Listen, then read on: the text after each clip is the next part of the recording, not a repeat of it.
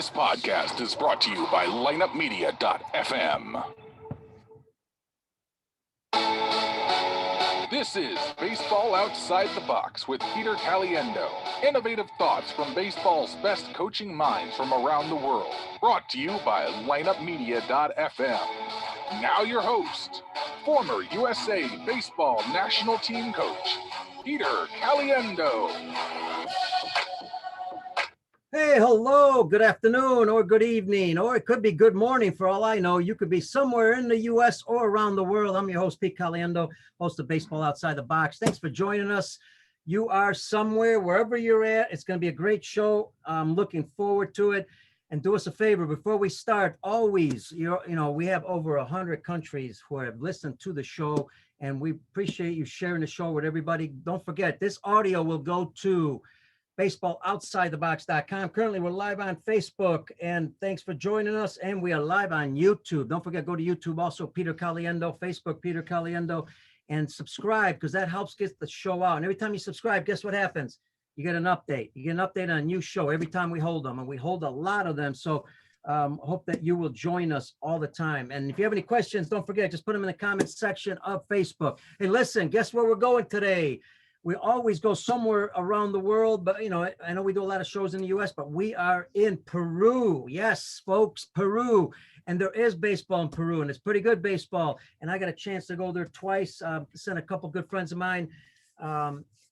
First of all, Perry Husband was there, and also I believe it was Pete Wilkinson also was in Peru. And I got the pleasure of being in Peru twice, working with the coaches, working with some players there with the federation. Unbelievable. Treated us first class all the way. So let me welcome our guys from Peru. And the reason I want to tell you about them, because it's a unique country. First of all, it's a beautiful country, but it's a unique country for baseball. And we want the world to know about these guys, because they've done some pretty good things out there. Let me first welcome Vice President of the Peruvian Baseball Federation, also one of the coaches that went to the World Children's Baseball Fair, and we had a good time there. Also, let me welcome Paul Gonzalez. What's up, Paulie? How you doing, buddy? Hey, Pete.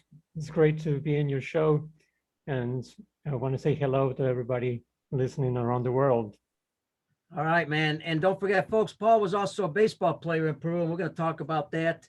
And then with him, Ernis Arias. I know I probably messed it up. I'm working on my Spanish, but Ernis Arias. Listen, Ernis is from Venezuela, but get this, played baseball in the U.S. Elliot Johnson was his baseball coach, Hall of Fame coach with the ABCA, Olivet and Nazarene University right here in Illinois with the national team with Peru. We're going to talk about the national team. And look out, you're going to watch Peru baseball in Inside Pitch, the ABCA magazine. It's coming. You're going to see an interview with these guys, and you're going to learn even more about Peruvian baseball. Hopefully we'll get a lot more out of this show, because we got an hour and they don't have an hour on the show. So first, let me welcome Ernis. How you doing, buddy? How's everything going? Hey, Pete. Doing well. It's an honor to be in your show. And yeah, let's have a good time today. Yeah, and it's been a while that I had two people. I'm a little rusty. I could feel it. There were two people on the show. I'm always one-on-one. So, but I think it is gonna be a great show. I'm looking forward to it. Hey, let's start with this, guys. Let's do this. First of all, I'm gonna forward Facebook. Make sure that you got questions here as we're going along. Type them in the comments section. We'll get your questions in. It'll be a lot of fun if you can do that. Paul, let's start with you. Obviously, I came down in 2017. I think it was 2018, both times. Got the experience working with the coaches. I really enjoyed it. I think it was a fantastic trip for me. Got to see, what Peruvian baseball is all about. But let's talk a little bit about the history of Peruvian baseball. Tell me a little bit about it. Tell the folks about it, kind of how the sport developed there and where it's at right now. And we'll get into some questions there. Okay, well, maybe people don't know this, but baseball in Peru started in probably early 20th century. And and the Baseball Federations was founded in 1926. And so we've been around for a while. And at the beginning, Americans came to the port of Callao, which is in near Lima. Mm-hmm. And they got in contact with the people here, and commercial relationships, etc. But they also started sharing their passion for baseball with the people here, and that's how we started playing baseball here in Peru. And later on, also the Japanese community here had their baseball going on, and then there were interesting matches between the Callao people and Jesus Maria people, which is one of the neighborhoods here that is very well known for baseball, and then Pueblo Libre. So the different districts of Lima started very interesting matchups, and it was really, really great baseball in the, especially in the 1960s. It was very big. But then eventually, you know, soccer is the big sport here in Peru. And well, the different teams that were formed at the time didn't actually I don't know. Well, actually, there was a lot of competition at that time, but later on, you know, with during the 80s, baseball was not as big as soccer, and then the 90s, you know. But we're starting to make it grow as times goes by. But it's been tough in the past few years, because you know the other sports were more popular, and we had to compete with them. And our main problem right now is that we don't have as many fields.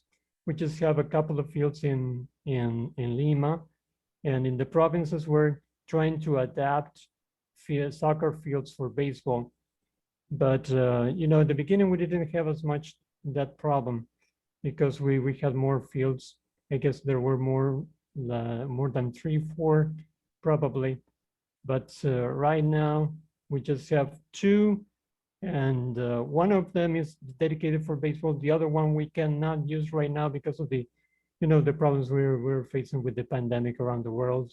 Sure. And Peru the pandemic is hitting us really hard.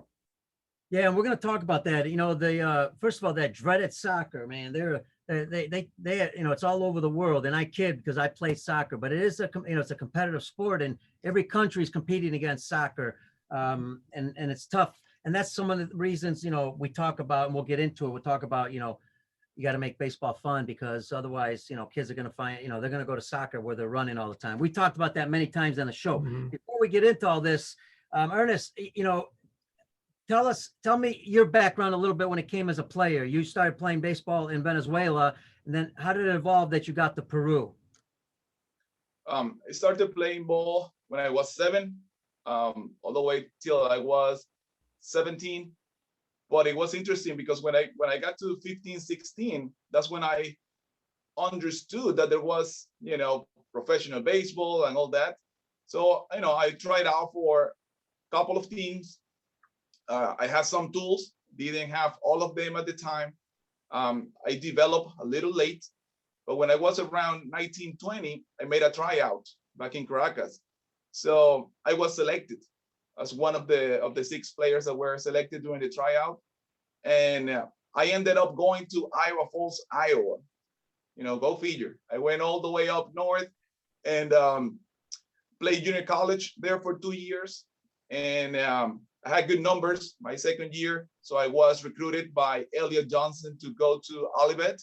Yep. And I graduated there. So after that, I coached a little bit in Chicago Hope Academy.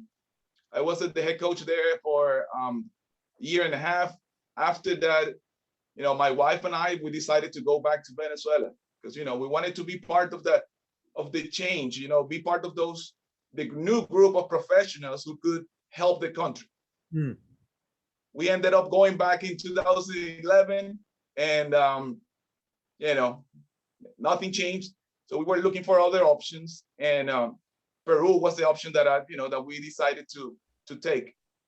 But it was interesting because I spent a year here without knowing that there was baseball until you came. Basically, you know, when you came, actually a little before that you came, I was working as an interpreter, you know, for this group of missionary baseball coaches that came down here. It was around January 2018. So I started, interpreting for them, and that's when I found out that there was baseball. And at that point, I met Paul Gonzalez. So the rest is history. All right, now coming from Venezuela, this will be interesting because first of all, you end up in Iowa, which is very cold. So I'm sure you had the hats and the gloves and the parkas and all that. But now, you're back in Venezuela. Now you go to Peru.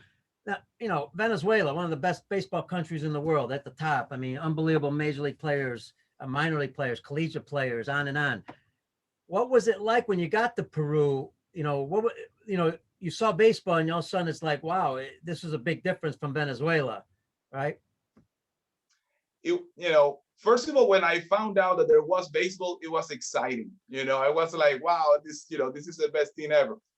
But I understood very rapidly how it worked because it's the same thing for us. I mean, what the Peruvians feel for soccer is the same thing that we feel for baseball. Your parents or our parents ask us or push us to play baseball since we were 3, 4, 5, and we developed a lot. And it's the same thing here. I've seen kids playing soccer down here who are 5, 6, and they do things with the ball that I could never do in my whole life. They're amazing, right? But why? Because they see it everywhere. So it was the same thing for us. We used to play on the streets. We used to play on the little courts back in school, everywhere. So baseball was everything for us, as the way it is here for young players or for young people here in Peru. And that's what I love about Latin America, because I get it. Funding is tough in a lot of countries. Trying to get players to play, I know it's not easy. But, when we talk about, Paul, you mentioned the fields, and it's tough to find fields, but you make adjustments, right? You get a soccer field. Kids are going to learn how to adapt to that. And sometimes, under these tough conditions, become better players. I mean, Venezuela doesn't have great fields everywhere you go for the young kids. The Dominican Republic doesn't have great fields. They got a lot of fields, obviously. But also, Cuba, I mean, sometimes, you're going to be in that atmosphere where it's a little tough. And I think it makes better players. Paul, I want to jump to with the Federation because, it's tough enough to get kids to play a game of baseball anywhere in the world. Even in the US, sometimes it's tough because they see other sports, they got other things they want to do. But then you've also got, it's a sport that costs a little bit of money. Now, you're going to explain it because, the sport in Peru is kind of funded by the government and other programs, but it's so hard that now all of a sudden the pandemic hits. Now it shuts things down. So talk about the effects it's had, kind of where you get your funding and then what the effects it's had, the pandemic, not just on the kids that can't get out and play baseball, but also on the funding to keep the game going. So first, let me explain a little bit how the Institute of Sports works with the federations. Basically, the funding from the government goes to teams that are 15U up. They don't fund any minors programs. So what happens with baseball is that coaches are basically the people that fund the sport for the kids. And because if there are, for example, parents that want their kids to do any sport, they choose soccer and they pay for soccer, but they don't pay for other sports. So for some reason they discriminate us. So if you want my kid to play baseball, okay, you put everything that the kid needs, the equipment you have to. So it's the coaches. I had to go through that experience myself. If I wanted to do baseball, I had to invest my time, my money, and everything. And the kids that come to me, I have to basically pay for everything. So that's more or less the situation that happens with baseball and basically any other sport that is not soccer here. So it's us that for that reason have to sustain the sport for the kids. Now, when the kids grow up and they get to 15 years old or 16 years old, then we can access to the funding of the government. And then the national teams are basically the ones that are run by the federation with the funding of the government. So we have basically teams of 18U and 21U and then the adult team. Those are our three basic teams that we sustain with the help of the government. Those are national. And well, that's if that answers my question.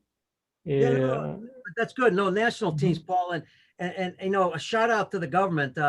Folks, do some research and some history. You know, you got to fund the younger kids. Yeah, if you don't fund the younger kids, the program's not going to grow. Pretty soon, you're not going to have 15, 16-year-old players, so you're not going to have anybody to fund there. You got to fund it at the younger levels. Help them out, man, as much as you can. Paul, I mean, the pandemic, Ernest, let me jump to you here. The pandemic, the same has affected the players on the field. Now, the national team's training because they've got to get ready for competition. I'm sure there's special protocols, but man, it's really affected the players a lot here. How have the coaches and the players adapted to this? What are they doing? Because you can't go on the field. Are they trying to do anything else? Well, let me add something to Paul's comments very quick. You know what, the situation with the parents is interesting because the parents don't see a future in baseball, you know, but they see it in soccer because there's so many teams locally, you know, professional soccer, and also they see it elsewhere.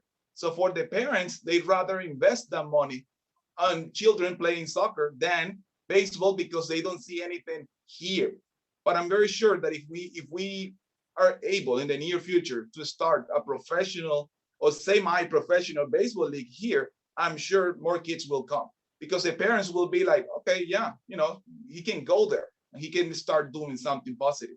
So now, when it comes to the pandemic, it has been tough. You know, we were able to return to the field around, I think it was August last year. So, you know, it wasn't bad. We got most of our players back. But before that, we were able to work on our main weakness, which was conditioning, you know, like our bodies.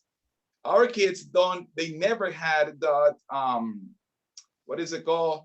They never had that tradition, you know, of working out, lifting weights. And the pandemic, you know, among all the terrible things that happened, it was an opportunity for us, you know, because we were able to attack the weakness. And we designed a program for our players to work out, and it was 4 days a week. And when they came back to the field, they saw the results. You know, they were like, oh my God, this works. You know, the ball was, you know, flying farther. They were throwing a little harder. So since that point, we haven't stopped. We have been working out through Zoom, like we are right now. And then we have taken advantage of the time in the field and also through Zoom. Ernest, what are the coaches curious? What are they doing on Zoom? What are they talking to the kids, showing them videos? You know, kids, you know, just like class. I mean, if you just talk to them for an hour, that's not going to, you know, filter through. They're going to be thinking of other things. You got to keep them entertained a little bit, or at least we're, you know, talking together, getting them involved. So what have you guys been doing? Some of the coaches, what are the examples? It's interesting. Like in my case, I'm the infield coach. So I have had to become very creative, you know, trying to learn how to use one wall that the kid has available in the house, using different kind of balls, plastics, rubber, anything, you know, work on drills that will make sense, but also that they can apply whenever they get back to the field, you know, and that's what they did. We were working on, you know, transfers, we were working on athletic fielding positions and all that. But like I said, we were spending basically half of the time on, you know, working on push-ups, burpees, squats, anything. Most of them had dumbbells available, so we were using them too. So we had to become, you know, creative. And also, just because when we work out here, the time is very limited, we were taking advantage of the time and talking, you know, about a little bit of psychology, encouraging them, you know, and talking about baseball in general. Yeah, I love it. Love it. Hey, you know, one of the, you know, toughest things, I know one thing we did, and just to add to our folks, you know, I was with Ernis in Peru. Let me tell you, this guy knows baseball, and they're very lucky to have you there in, you know, with Peru Baseball. One of the things we were doing is, you know, in Latin America, kids seem to have a little bit more of an instinct, which is great because sometimes they play out on their own, you know, like they do in Venezuela and Cuba and Dominican and all that. And sometimes kids don't have instincts. So we try to put on a video, like a major league game, and we'll play the video, and maybe there's a base running thing. And then, we'll stop it and say, okay, what would you have done in that situation? Let the players answer that. So folks out there, there's a lot of things. Ernest said it perfectly. Be creative, and you can help your players in so many ways. But don't forget, don't talk much. Let them do the talking. Ask them the questions. Hey, Paul, the federation, the governing body of the sport, a big responsibility. You got to develop the sport, help grow the sport. The toughest thing we just talked about, growing the sport's hard. I was with you, so I was able to experience some great things. But I want you to tell the folks, what do you guys do to try to get young kids to play the game? You got to attract them, right? And then you got to keep them. So not only do you got to get them, but you got to keep them in the game. So what do you do in Peru to try to get kids to play the game? Mm-hmm. Well, the first thing we have to do is to engage people in our project. So what we're trying to do right now is trying to see and take advantage of the fact that there are many immigrants right now from Venezuela, for example. And many of them know about the sport. So what we're trying to do is have them participate in our courses that we are running. And Ernis knows about the courses that we're having with them. Ernis is teaching, I think is hitting and infield.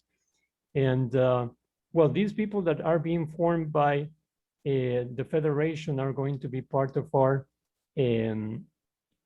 promotions and our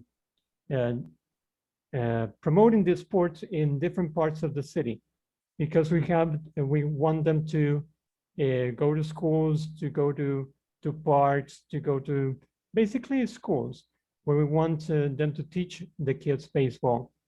And that's our plan. The other thing we want to attack is the fact that we don't have as many fields.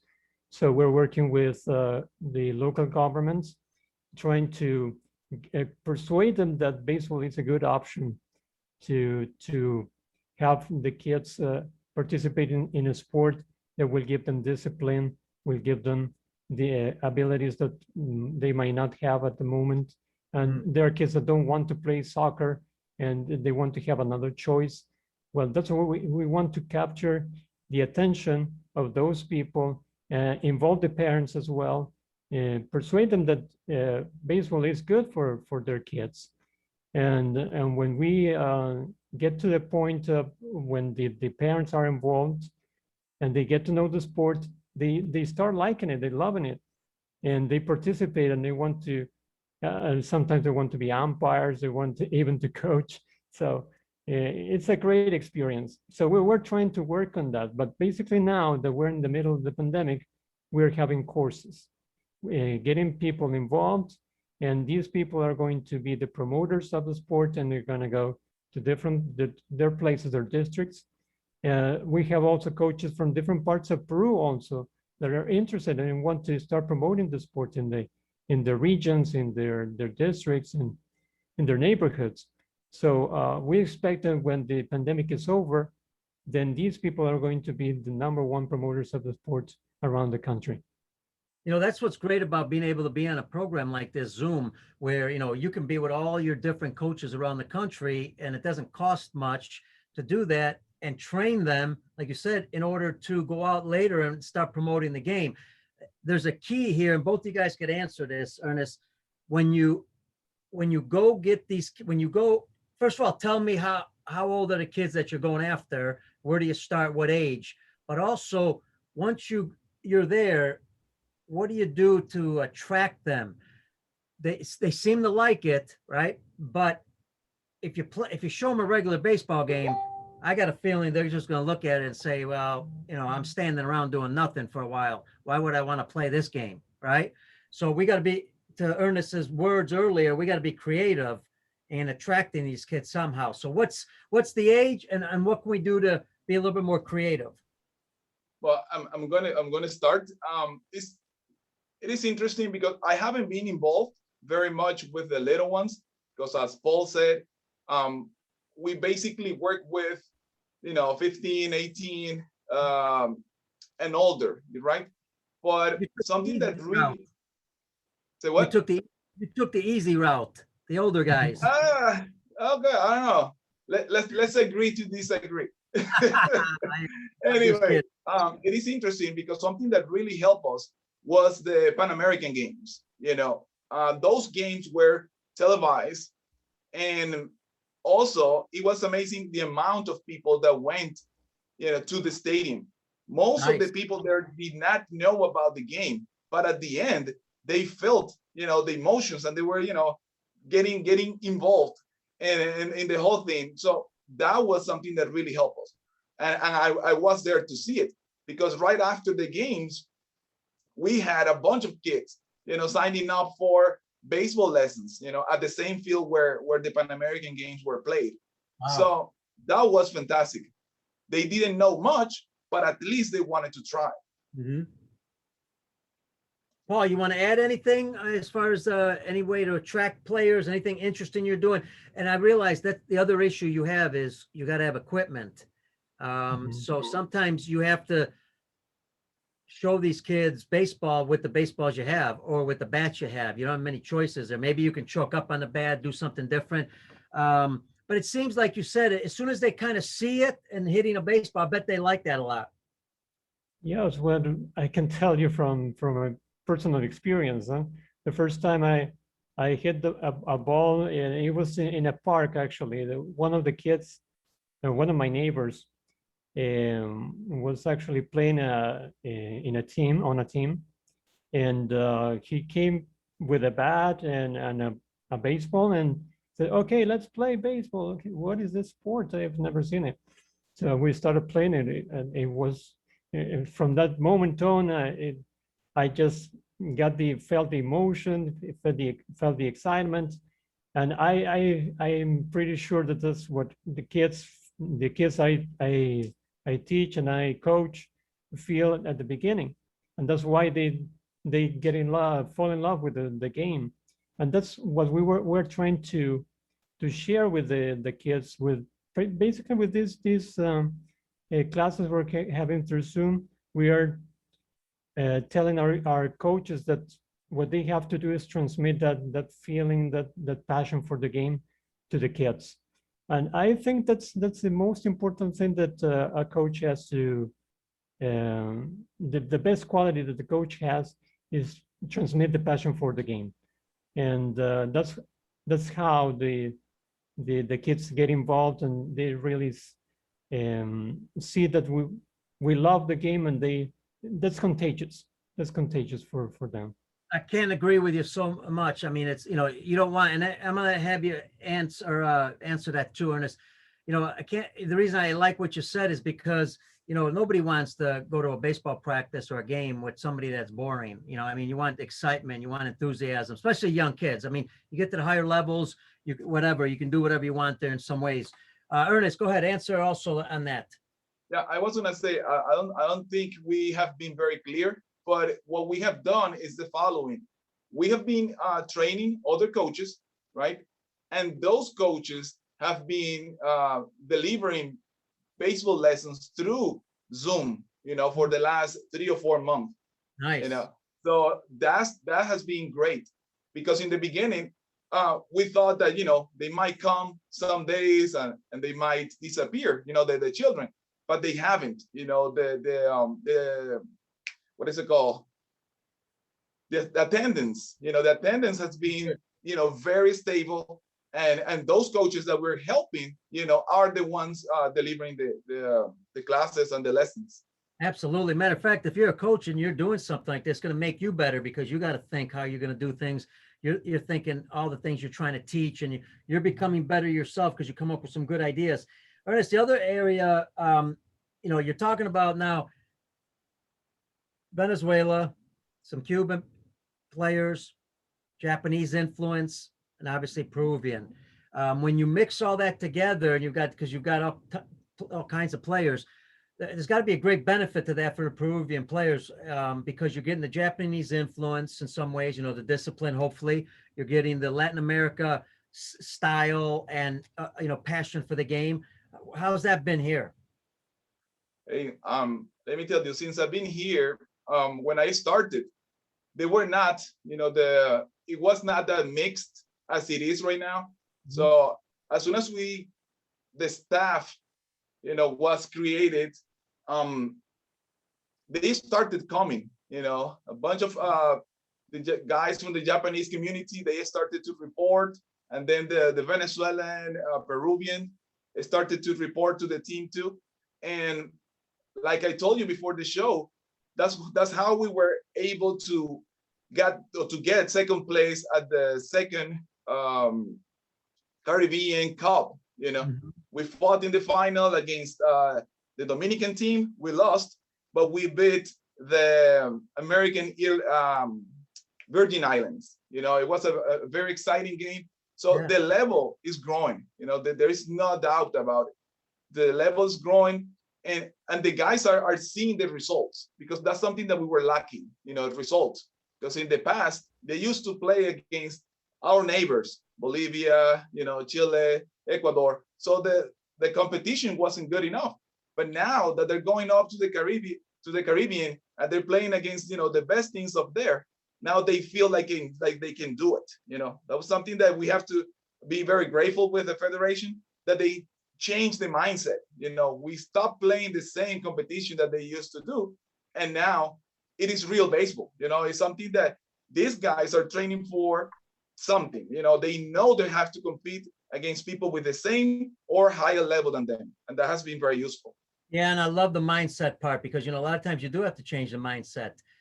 When all of a sudden you've got the national team, you've got the Pan Am Games that it's on TV, you've got where you're going to the Caribbean Cup in the future, maybe even a professional league. Wow, that really gives young kids an opportunity to look at all these goals that they can have playing the sport. Hey, Paul, speaking about the sport, what are we talking about numbers wise when you talk about all baseball players? And I'm assuming there's softball too. So baseball players, how many baseball players in the whole country? They give our audience a little idea. Okay, I can tell you how many players are registered at the federation. We are 1,100, which is a high number for baseball, considering that soccer is the main sport, and volleyball well, this is an interesting thing, that soccer, normally in Peru, we say, okay, soccer for boys and volleyball for girls. Yeah. But that's us. Yeah, but that's not what happens in the United States, of course. A different thing, different story. But we have 1,100 registered players, and probably many more that are not registered yet. But it's a large number, considering that we have just 2 fields that are official fields for baseball. So we have to, one of our aims is to at least get 1 more official baseball field, at least before the end of our term, which is in 3 more years. That's what we want to do. And we're talking about the Caribbean Cup. We're really excited that we are participating this year. And Ernis, of course, is involved in the process, along with Kenny Rodriguez, which is the head coach. And we have other coaches also I would like to mention and thank: Luis Watts, Francisco Peroso, Juan Carlos Peroso, and Juan Fernandez. Those are our staff, and Ricardo Miranda, of course, who is the one that leads the whole team of coaches. And we're really excited. We have all the limitations of the pandemic. So we've had a lot of problems. Now the funding we have for this year has decreased because of, as you mentioned, financially we have been hit as a country. And the funding the Institute of Sports gets from, for example, casinos and other businesses that have been shut down. So that has hurt the whole sports system in Peru. But we have been able to get the funding for this cup, and we are really, excited that we can go this year, and we hope to do our best to repeat the results we had last year, if we cannot improve them, and be the winners this time around. How do you handle that when the funding gets cut, when now you got less funding, Paul, and what we have to take from, Peter and pay Paul or put it in this part of the program? How do you do that? Because already you don't have a lot of funding. Well, we have to thank also the president of the federation. I forgot to mention Javier Ramos. Yeah, you're fired. He's the magician, actually. He knows how to handle the money. He's a genius behind what we do with the money. We've done miracles. I can assure you. And folks, you got to run it like a business, right? I mean, if you got a businessman that understands it, it's a lot better. And I've seen that a lot in other countries when you have a good business person involved. Well, along with baseball people, you can figure ways out, right, to do things, Paul. Yes, certainly. So we have limitations, but actually I told Javier and said, oh, how are we going to handle this year with so little money for 2021? That don't worry, we're going to pull out this trip to Curacao, and we're gonna do it. And he did it. Wow. And we're really thankful that that all the people involved, him and Pedro Pachos, who is our secretary, is really involved in this project as well. And we are really excited, and we're gonna pull out a great year, 2021. We're pretty sure. That's the way to think. Mm-hmm. Hey, folks, Paul mentioned Ricardo Miranda from Cuba. When I was there, we did a show with Ricardo. So if you want to go back in past episodes and listen to that, you can also email me at caliendo19@gmail.com if you got any questions. Hey, Ernis, now we're talking about what are the challenges, because, I mean, folks, 1,100 players in their country playing baseball. And yet they've got to compete in the Caribbean Cup against some really tough teams. Pan Am Games, obviously, extremely tough. We're talking about North, Central, South America, and the Caribbean. There's a lot of great countries there. When you got 1,100 players, that can't be that easy. Ernest, what's been the challenge competing against some of these higher level clubs? And what have you done to kind of, balance that a little bit? The biggest challenge has been when we receive them, we don't really act as a national team. We act as an academy. It sounds crazy, but that's the way it is. The kids that we take, we are the one in charge of making them better. Correcting, helping them with the proper instruction and all that. And that has been an issue, because, for example, we participated during the World Cup qualifier for 23 and under. That was in Nicaragua last year. And I remember the Venezuelan team, they organized the whole team in 2 weeks. They just send an email saying, hey, if you're interested, report this day, blah, blah, blah. They got 150 players, to choose 25.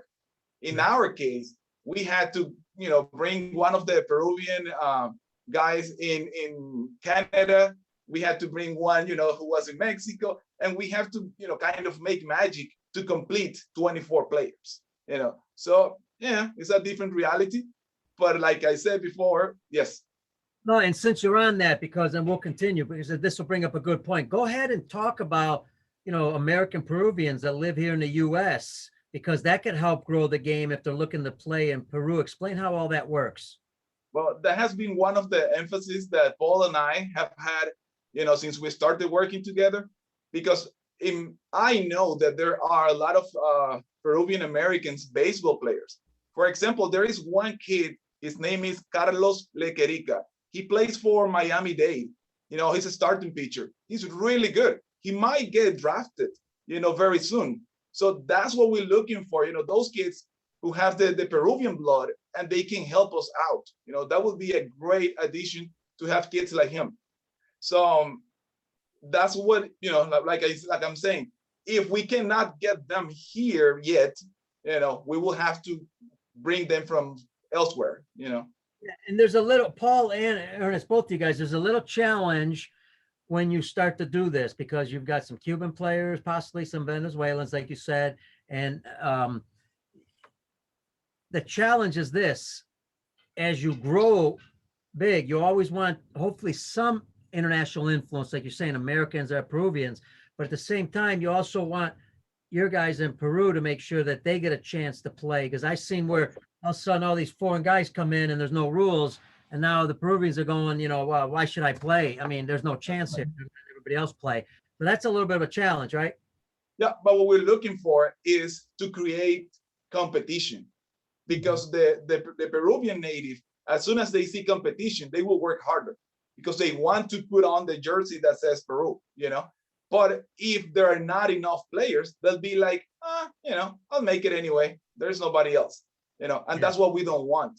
We want them to compete for their position. That would be the best thing for the whole team, And that's a great point. And I want to talk about also, now you're facing some of these clubs and, these national teams in other countries.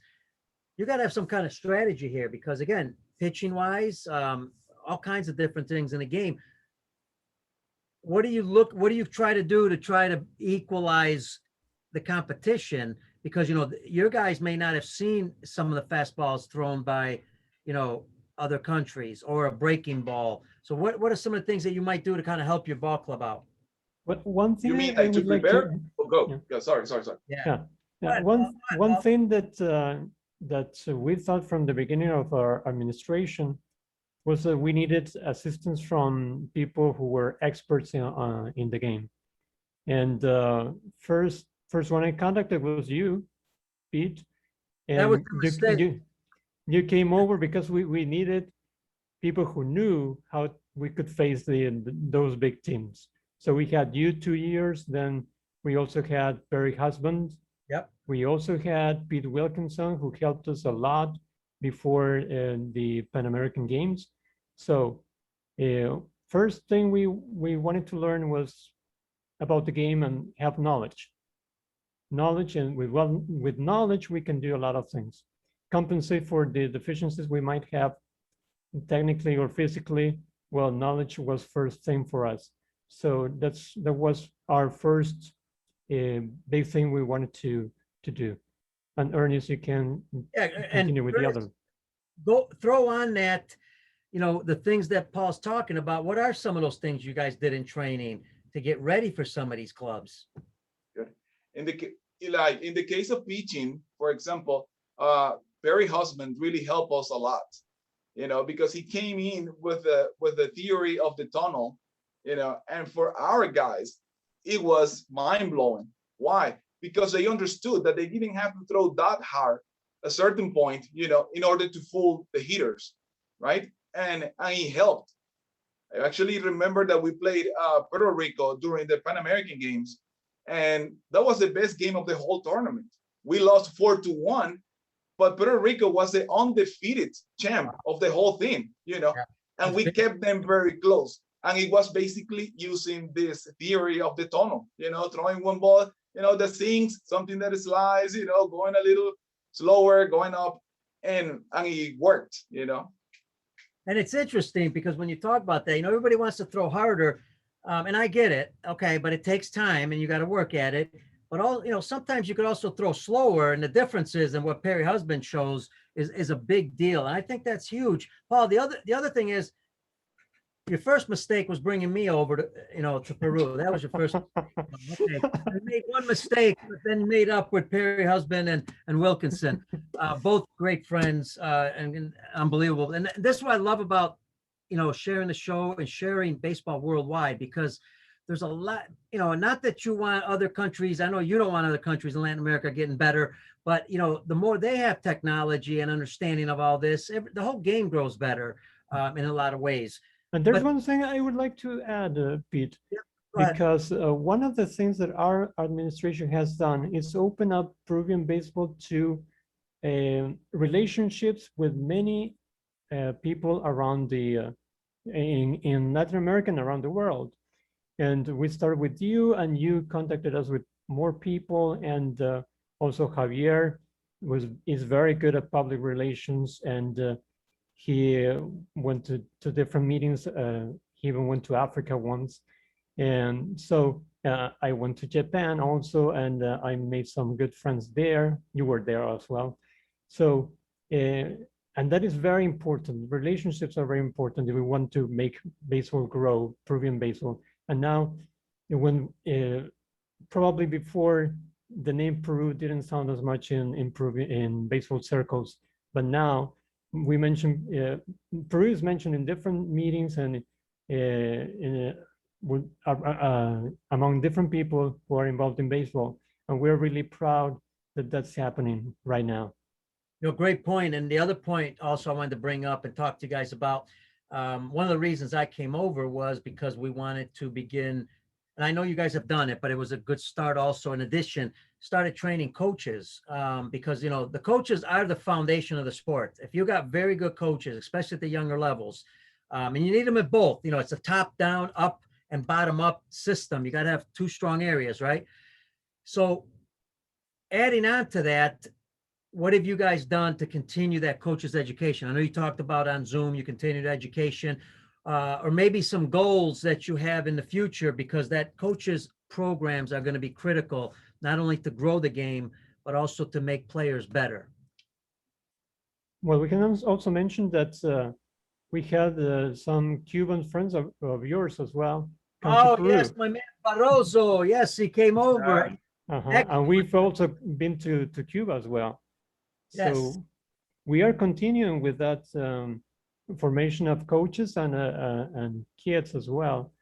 But the pandemic has limited us in a way, but we have continued with this program where we teach coaches and form coaches. So these coaches, I'm pretty sure, are going to be unbelievable when we go back to normal.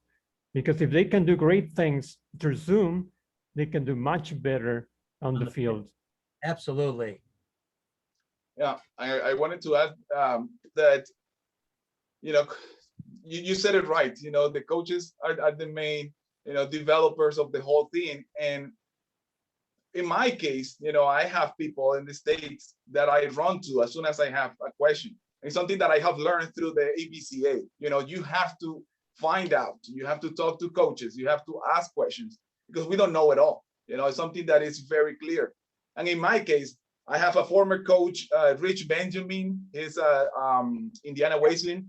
If I have a question, I just call him. Hey, coach, what do you do in this situation? Well, how can I do this or that?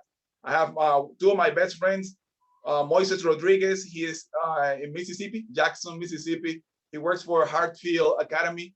He's the players development guy there. So, I call him every time I can. Hernan Ramos in Elsewhere Community College. And he's the one keeping me updated with technology because I don't know much about technology, but it is about learning and passing, that information to the other coaches here, because we don't have access here to more courses or stuff that is locally developed. We are the one that have to go out, find the information and share with the other coaches, And the reason I brought that up, Ernest, is because, in the future, as you collect all this information, and we talked about it, Paul, also when I was there, in the future, it'll, you want to put your program together that continues to educate coaches. And I think you guys will be in a really, you guys have done an incredible job so far. Ernest, I want to ask you also again about the training part, because what are some of the challenges, or some of the things you guys are trying to improve? You've improved the pitching, obviously, with Perry Husband. What else are you trying to make better? Because obviously you're looking at this and saying, we need to get better in this area. We need to get better in this area. What are some of the things you need to get better at, and what are you doing to get better? Like I said before, our main weakness is our size, our bodies.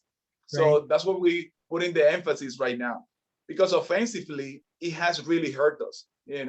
It's not the same when you face a guy throwing 80, 82, and then when you go and play internationally, you're facing everyone throwing from 88 to 92. If you're not strong enough, you're not able to move the bat. And that's one of the things that we're doing the most, working on our players' body, because as you saw when you came here, it's not a big team. Meaning physically, those guys are not big naturally. So we have to, develop it. And that's what we're doing. That's basically the main thing. And like I said, after the pandemic, they understood because they were throwing harder. They were hitting the ball farther. And they were like, okay, this working out, it really pays off. you know. All right, I got to ask you this, Ernest, and from the coaching standpoint, we talk about this all the time in the show, and I love to get different perspectives. You know, it's a game, and Paul, you know this, you played, so now working with the young kids, you know, because you and I went to a school, you know, that you did some work in. I remember. It is a game where, unfortunately, I know people don't want to use the word failure, but unfortunately, you do fail more times at baseball than you do other sports. You know, we all know that. So, Ernest, first start with you. The challenge there, because, you know, all of a sudden the guy's, you know, 0 for 3, then the next guy's 0 for 4, and all of a sudden he's 0 for 9. Then it, you know, it starts to get mental. What are the challenges there, and how do you deal with that? It is interesting because we have a very young team. So they, in themselves, they see the progress, because what we're looking for right now is progress. We're not asking them, you know, to hit bombs or anything like that. We're looking for progress, and they see it themselves. You know, they miss a ball and they say, wow, I got a little under, you know, I got on top of that one. I let myself get beat, you know, but they're thinking about it. It's not as you see it in the Caribbean, that when you miss or when you fail, and that's it. No, here we see it as a progress. And the kids are understanding the process. You know, they're like, okay, I didn't get a base hit, but I did this right. I did that right. You know, and that's the way we're trying to approach it with them. Love it. And hey, folks, I'm looking at Facebook, and I can't mention everybody. A lot of people appreciate it. But I do want to mention Bill Angelo, head coach at Elgin Community College here, one of the best junior college programs in the country. And Bill, I mentioned that because, you know, Ernest there went to Olivet Nazarene, played for Hall of Fame coach Elliot Johnson. So I thought that was kind of interesting. Bill's, you know, here's a guy, Bill's been in the game so long, he jumps on Facebook just to maybe listen for a few minutes, and you could always pick something up. Paul, what about the young kids? I mean, you know, you played, you know that's a game sometimes, you know, it's tough. They're going to miss the ball and all that. Any advice there? Well, what's interesting is that I've had kids that have lost games consecutively, but I've seen them coming back, and when they make it, they really feel really proud of what they've done.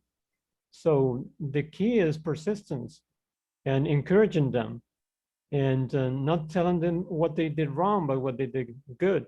So that's what I think the attitude of the coach is really what makes the kids come back and have that feeling that they can succeed once they do things properly, and they feel proud of what they achieve. Now, what's been happening, and this Ernis knows, that as a national team, we have been used to losing games and consecutively, and then we started winning and said, wow, we won. And it has been a surprise for them in the beginning, but then they're now getting used to winning, and that's something positive that has been happening lately. And we have to just keep motivating them, and I think the team is pretty motivated right now, and we really believe that we're going to achieve really big things in the years to come. We just have to continue working hard, and I want to say that we are really proud of our coaching staff. We started with a group of people. We weren't that sure where we would arrive at, but now we feel that this group of people have grown with us in the past 4 years. They have grown a lot. They have. We're really proud of what they have achieved and what they know right now, and we feel confident that we have great coaches that are leading this process. And I think we're going to, in the 4 years we have started this administration, this second term, by the end, it's going to be, I know, a fantastic outcome that we're going to achieve.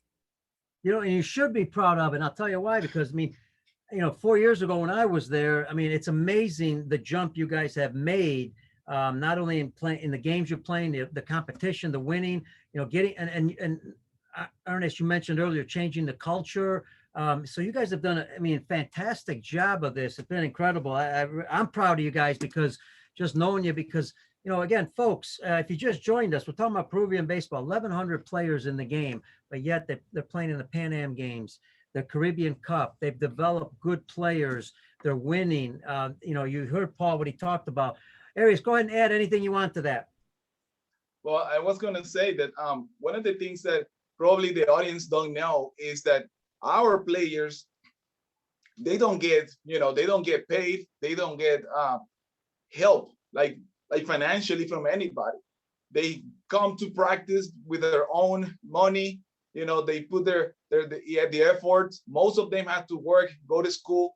So time is very limited for those guys. And that's why they are the one that deserve all the credit, because we're just there waiting for them. When they show up, we do what we have to do. But most of the time, we forget that they're doing an extraordinary effort, to show up to practice. Because, as many people might know, for example, the traffic in Lima is considered among the 5 worst in the world. It's tough. But these guys spend an hour and a half to get from their workplace to get to the field, and practice from 8 to 10 p.m. or from 7 to 9. And then, they got to go home and it takes an hour and a half or 2 hours again. So what they do is unbelievable. It's unbelievable. And we have to highlight that because Absolutely. They are the one putting the effort. Yeah, the passion and love for the game. Again, I think that's what develops character, and really, that's why you guys were able to build this culture and create what you created there. There's nothing more than better things to come. I can see that. Hey guys, let's finish it off with this. I don't want to miss anything about Peruvian baseball that you wanted to mention. Anything you want our audience to know, and our audience is in the US, but also all over the world. We got over 100 countries who listen to the show. Folks, the podcast, Baseball Outside the Box, the audio, and then don't forget YouTube, Peter Caliendo, and also Facebook, Peter Caliendo. Subscribe, get updates on different shows that we have. Paul, go ahead. I'll start with you. Yes, maybe one thing that would be interesting, and maybe they don't know in the US, for example, is that Peru has the weather for baseball is great down here, because you can play baseball all year round. And maybe during the off season, I don't know if there'd be people interested in coming down to Peru to play, or maybe there's a company or that would be interested to start something here with baseball. They just have to contact us. We would be more than happy to have them talk to us and maybe start a project here, maybe an academy. We would be really, really happy to have them here and start something interesting with kids. They have to remember also that lots of Venezuelan kids with lots of talents are here. And maybe if they want to, I don't know, start or even build a field here for coaching, for scouting, I don't know. They just have to contact us. And we'll put, folks, for you, we'll put all the emails on the show notes, how to contact Paul and Ernis. And the other thing I wanted to mention, that is a great point about, when you have a situation where you can play all year round, right? That's a benefit, no doubt about it. Now, do you take advantage of it? Is the season, and I asked you that earlier, is the season all year round for the players there? Well, normally we start, we divide the year in parts. Normally, well, we have the pandemic right now, but usually what we have is start a tournament for kids in the summer here in Peru, January, February, March. And then the adults start their games in April, May, and we finish everything in December. So it's basically all year round we have a baseball activity. Love it.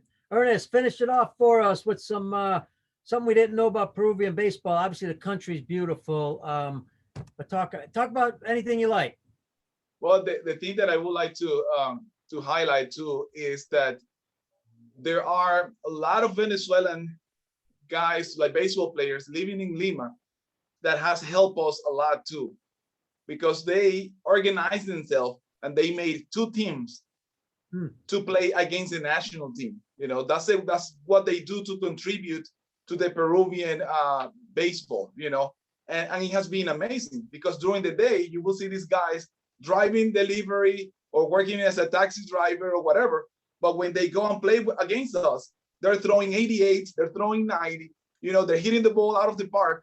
So it gives us that sense of good baseball, you know, on regular basis, you know, and I would really like to recognize that because they have helped us a lot. You know, we were not used to see that kind of competition here locally, and now we see it whenever we want. You know, so that's great to have them and the, you know, and the passion that they put for the game. You know, it's not like they're here going through the motions or no, they go hard. You know, and they celebrate and they have a great time, and that really has helped us a lot. Absolutely. Love it, guys. Hey, listen, this has been fantastic. I'm glad we got to share about Peruvian baseball. Let me start with you, Ernest. Thanks, man. Appreciate it. You know, I know you're doing a great job there. Just keep it up. And we're always here to help any way we can. Oh, thank you. Thank you. And you know, let's keep the relationship going and the networking.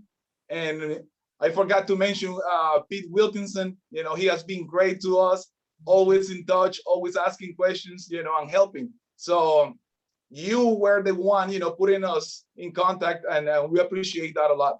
Thanks. Thank you. We're glad we could help. Paul, same thing, man. You've been a great friend. It was great to see you in Japan. You treated us, you know, first class when we came into Peru and did a couple coaching clinics. I mean, I enjoyed it tremendously. Just being around guys and gals there, a lot of fun. That was fun in itself, you know. And but I really appreciate being on a show, man. This is great. No, thank you very much, Pete, for having us. And we have to talk about your next coming to Peru. So your next visit should be soon when the pandemic is over. They've been packed for a year. I haven't even taken the clothes out. They're still there. So I'm ready, man. Looking forward to seeing you, Pete. All right, folks, that is it for the show. Listen, that's Ernis Arias, the national team coach for the Peruvian team, and Paul Gonzalez, vice president of Peruvian baseball. You heard the show. I took a lot of notes. Fantastic. Special thanks to both of them. Special thanks to our producer, Brian Kroc with the Lineup Media Group. And always the special thanks to all our guests in the U.S. and around the world on Facebook, YouTube, all the media outlets out there. We really appreciate it. Can't thank you enough. Listen, folks, stay safe, stay healthy. God bless you, and we'll see you in the field.